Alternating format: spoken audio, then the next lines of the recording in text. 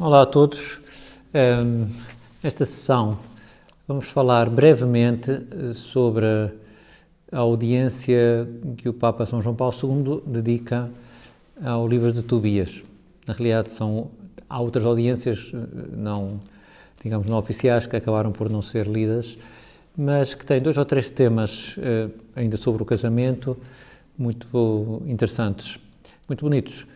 A história de Sara e Tobias penso que já foi contada para trás.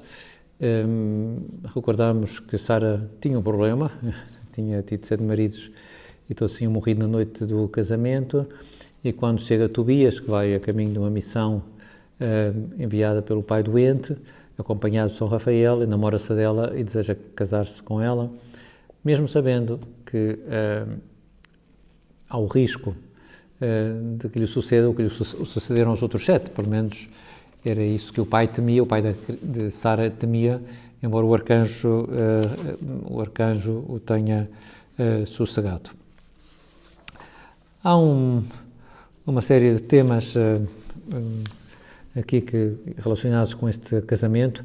O Papa São João Paulo II diz que os noivos, neste caso antes de se casarem, Sara e Tobias, expressam-se com mais realismo do que os noivos do Cântico dos Cânticos, que está tudo ótimo, está tudo fantástico, não há problemas no horizonte.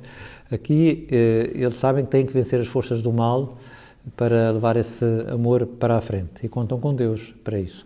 Então eu penso que estas audiências sobre o livro de Tobias ajudam a entender melhor de que maneira é que Deus está inserido, ou pode ser inserido no casamento, de várias maneiras, não é?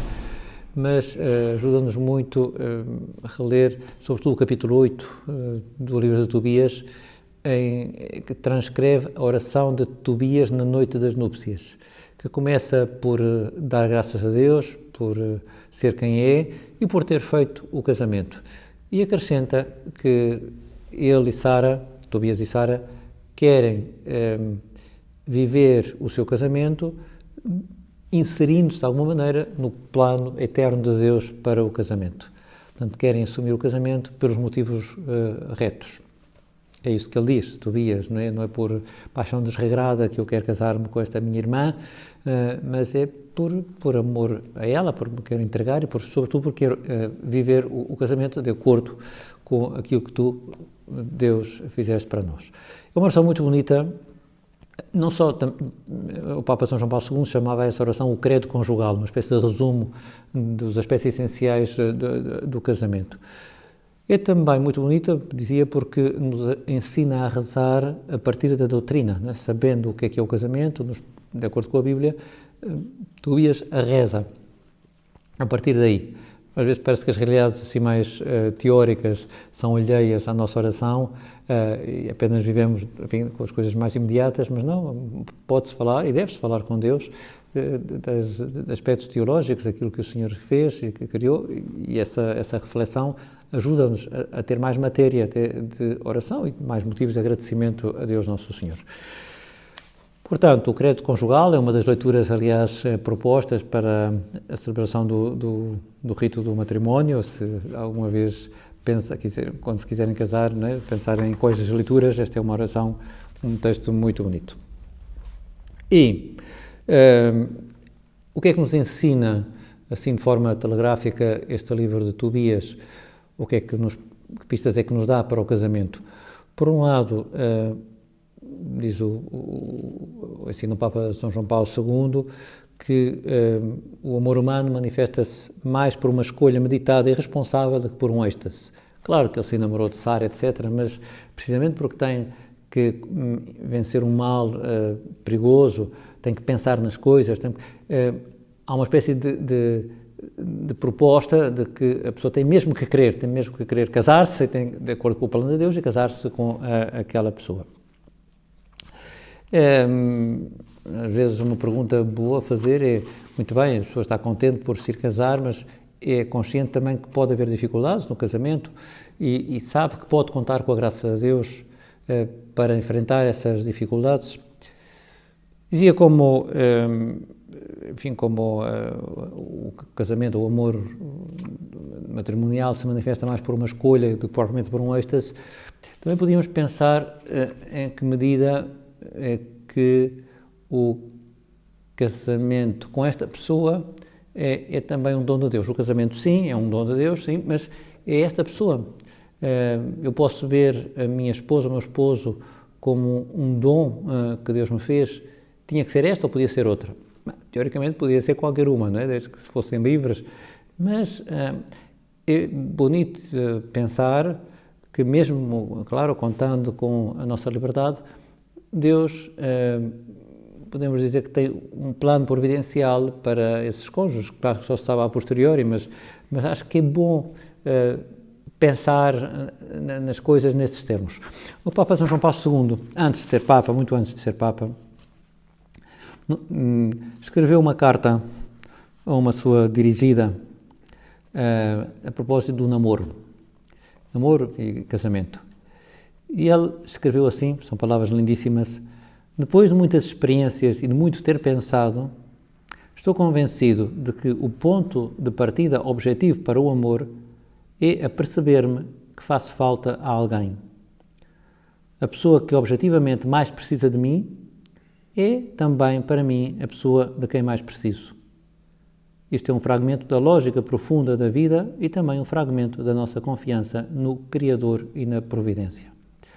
Isto é ver a esposa ou o esposo como um dom de Deus, é um primeiro passo muito importante para não perder de vista que o casamento deve ser inserido no plano eterno de Deus para o casamento, não só com uma realidade abstrata, mas com esta pessoa. Um outro aspecto que ensina, que ilustra este livro de Tobias, é a ideia de que para derrotar o mal que ameaça o amor dos cônjuges é necessário Deus.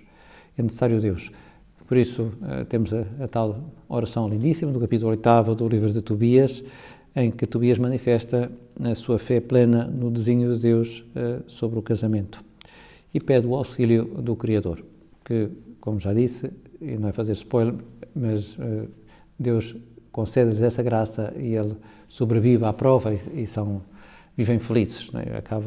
O livro de Tobias acaba muito bem, tem um happy end fantástico que eu poupo agora nesta sessão para que vocês leiam o livro, que é lindíssimo.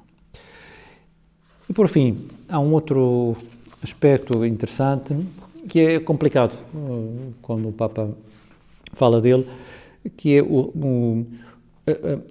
a ideia de que no casamento há uma linguagem litúrgica, não só a tal linguagem corporal, através do qual se manifesta o amor entre os esposos, mas há também uma linguagem litúrgica.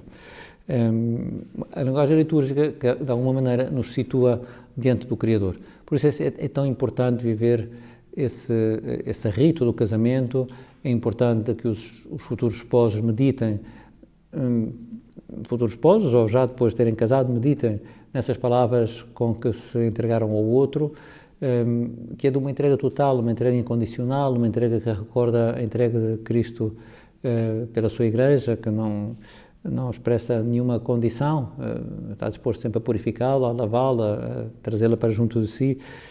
Em certo sentido, na liturgia, os noivos são ministros de Deus, intérpretes e executores do plano de Deus para o matrimónio. E só eles o podem tornar efetivo pelas suas palavras.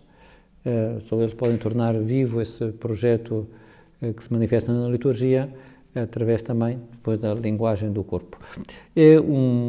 São uns parágrafos um bocadinho mais complicados, que o Papa diz que a linguagem litúrgica transforma-se em linguagem corporal e a linguagem corporal também se transforma em linguagem litúrgica. É assim mais complicado, mas a minha única coisa que me interessa sublinhar aqui é que a linguagem litúrgica, aquela que os esposos falam no rito do casamento, recorda que Deus está presente. E é o que nós queremos, não é? Inserir, os que se casam, não é? Inserir o casamento nesse desígnio eterno de Deus que conta, não é? Com o casamento para levar muita gente para Ele.